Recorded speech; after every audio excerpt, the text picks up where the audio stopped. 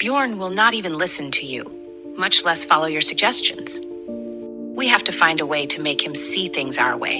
You clearly don't know your Majesty's son very well. A light sigh filled the night air, fragrant with the scent of spring. The terrace in the garden where the king and his wife enjoyed their tea was alive with the aroma of flowers in full bloom. I even secretly asked him if there's any girl he likes, but he firmly denied it. He even had the audacity to ask me if one divorce isn't enough. What a smartass. That is... His Majesty's gray eyes, reminiscent of his son's, darkened. Gladys's name, echoing throughout the kingdom lately, troubled his son deeply. Philip had expected Bjorn to be on edge about this, but he was surprised to see his son's carefree demeanor at the party.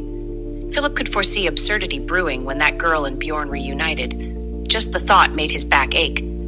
If that reunion occurred, he would rally his army and wage war against Lars. Don't worry, Philip. A reunion with Gladys is unlikely, Isabel reassured him, sensing her husband's concern with just a glance. You know it too. The heartbreak from being abandoned must have been profound for Bjorn to make such a decision. I remember it well. The king's expression deepened again as he nodded slowly. I want to step down from my position as crown prince and relinquish my rights to the throne. I also want a divorce, Bjorn had declared calmly on the night his child was born. I've made up my mind. My decision is final, Your Majesty. His face showed no emotion as he spoke those words, yet the silent rage and despair in the young crown prince's eyes, just 22 at the time, overwhelmed Philip. They ultimately yielded to their son's will, knowing it was best for him. However, as Bjorn's father, Philip felt powerless to ease his son's pain, bound by his role as the King of Leshen. But honey, there's nothing more we can do right now, no matter how much I think about it. Let's try to get him to marry again for now. Philip's conclusion, after much deliberation, sparked this conversation. It's not like we haven't tried before. If it's marriage, that boy will decide for himself. That's the problem. Bjorn doesn't want to marry. In the end, we need to rekindle his interest in marriage. Speaking of which, does that lady have any connection to Bjorn? He looked at his wife, a mix of hope and concern in his gaze. Leonid asked his brother a few times, and it seems he's not interested in her. Is that so?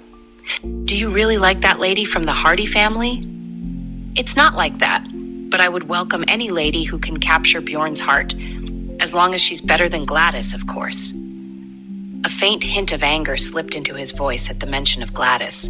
Come to think of it, it's almost time for us to move to the summer palace. Let's pay more attention to him this summer. It would be wonderful to see Bjorn happy with a family before the year ends. I agree. Isabel thought such hopes were unlikely to materialize, yet she nodded happily, wishing for her husband's peace of mind.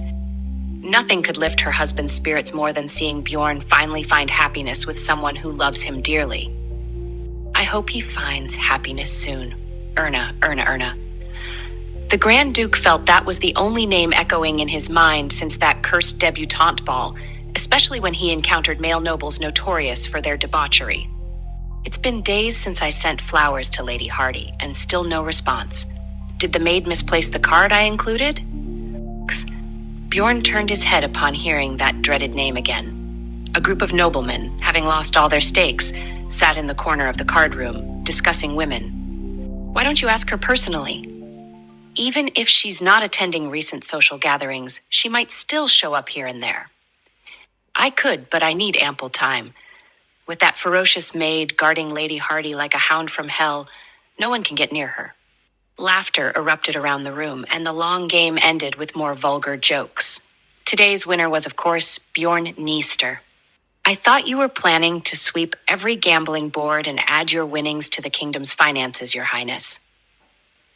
What an unfair and dirty world. Even the goddess of fortune favors some based on their appearance. Various laments from the losers filled the air, but Bjorn left the room without a reaction. The morning sunlight streaming through the window was dazzling, illuminating his graceful figure as he walked across the club toward the terrace facing the square. The crowd that had followed his departure soon gathered around the table he chose. Don't forget to subscribe to my channel for more captivating stories and updates.